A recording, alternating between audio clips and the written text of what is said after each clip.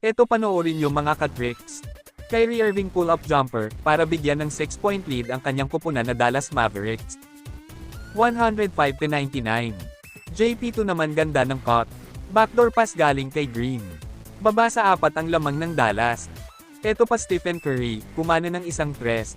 Kinabahan na tuloy ang Dallas. 1-point lead na lang ang hinahabol ng Warriors. 105-104. 25 seconds remaining, Kyrie Irving to PJ Washington. Washington drive. Pero Curry nakapag-commit ng blocking foul. Pero isa lang ang naipasok na free throw ni PJ Washington. Kaya dalawa lang lamang ng Dallas. Balik sa Golden State Warriors ang bola. 21 seconds na lang ang nalalabi. Chris Paul to Stephen Curry. Step back jumper by Curry, tabla na sa 106 ang talaan. Pero hindi pa tapos ang Dallas Mavericks. Kyrie Irving ang may tana ng bola. Na double team, pinasa kay Hardaway. Hardaway dumarive sa loob. Ganda ng lob pass to PJ Washington. At dahil dyan balik sa dalawa ang lamang ng Dallas.